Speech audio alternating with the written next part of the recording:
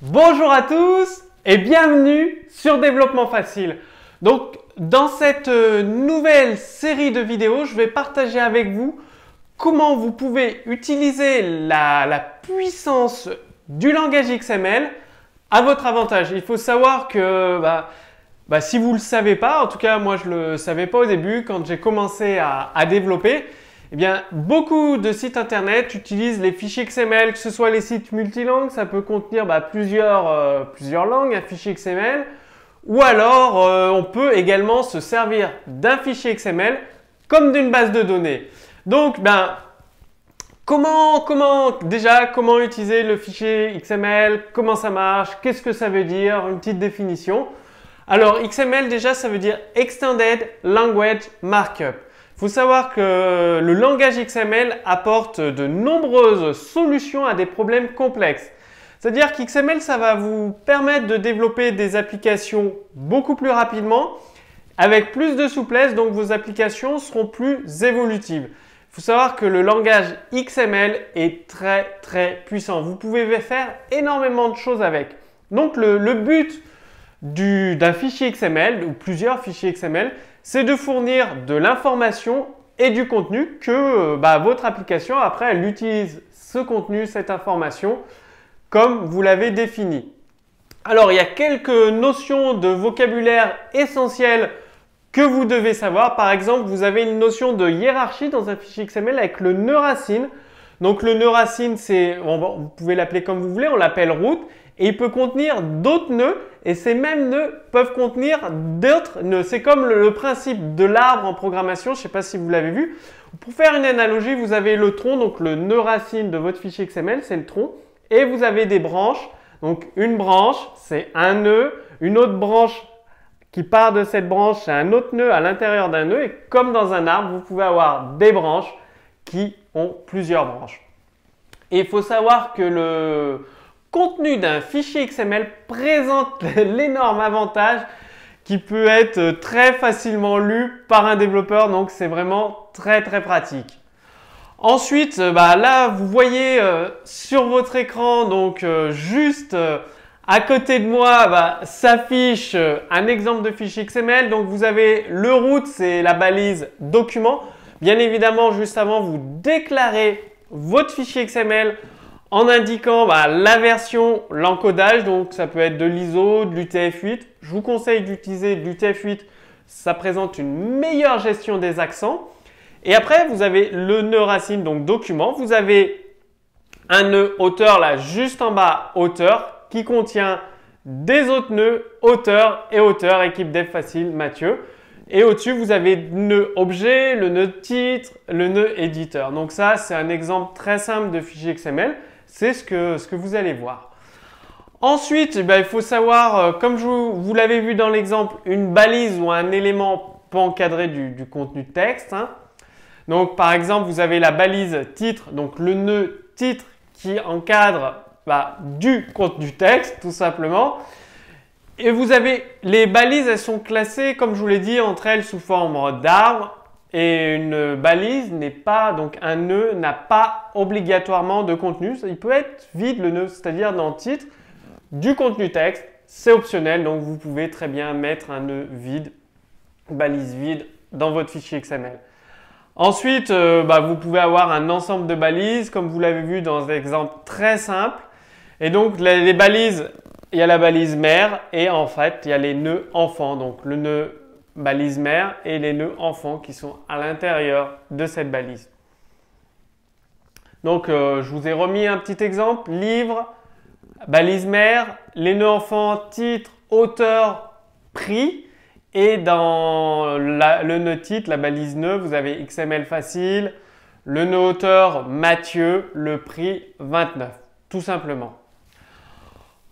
Encore un autre exemple, comme ça vous avez de quoi faire. On peut définir, donc c'est le principe du XML, il est souvent utilisé comme ça. Vous avez là plusieurs nœuds livres dans cet exemple avec titre, auteur, prix. Ça permet de faire une boucle pour effectuer un affichage sur les nœuds livres, c'est-à-dire en fait vous définissez des objets. Le XML, On peut faire une analogie avec les objets. Ce serait un objet livre qui a comme propriété un titre, un auteur et un prix. Et il y a plusieurs objets dans ce fichier XML.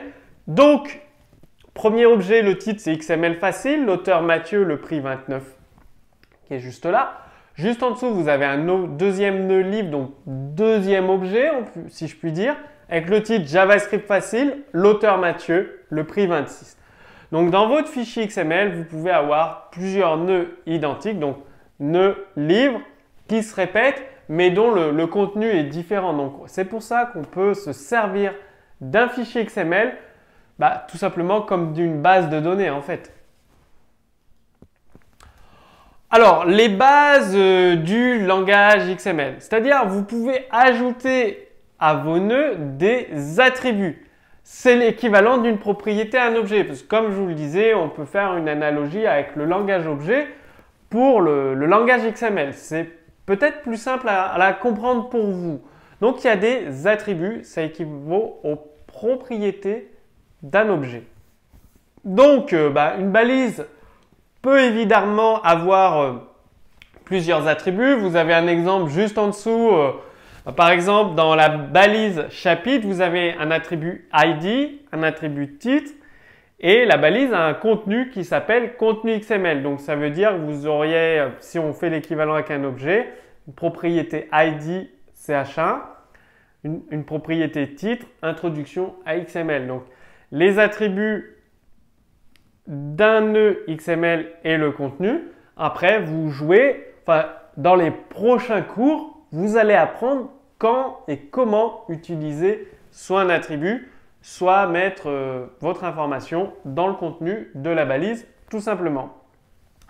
Donc, le grand intérêt d'un document XML, c'est sa souplesse pour intégrer du contenu texte.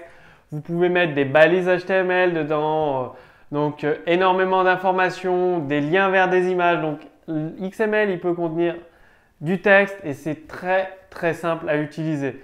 Je vous ai mis un autre exemple en dessous, donc avec du lorem ipsum, où justement on utilise les balises B pour le gras sur lorem ipsum, une balise BR pour le saut de ligne, parce que bien évidemment, vous avez votre contenu XML, vous prenez juste le contenu entre les balises texte, et l'intérêt c'est de mettre des balises HTML pour faire la mise en forme du texte directement à l'affichage sur votre page HTML. Donc c'est pour ça, balise BR, balise B, I, U, tout ça c'est très intéressant de mettre des liens vers des images ou même la balise IMG, div, mettre du code CSS. Vous pouvez mettre tout ça dans du fichier XML et l'afficher directement après analyse dans votre page web. L'analyse, vous pouvez la faire en JavaScript, en PHP, enfin ces langages sont capables de lire des fichiers XML.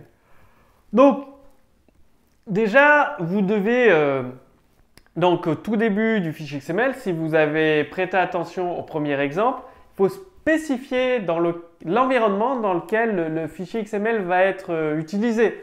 C'est une syntaxe obligatoire, donc vous définissez la version du XML, vous avez deux exemples sur l'écran, et le type d'encodage, donc ISO ou UTF-8.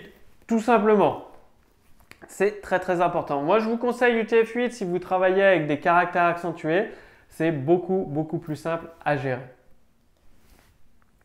Donc, je vous montre un exemple de code source, histoire de voir concrètement à quoi ça ressemble. Voici un exemple de fichier XML.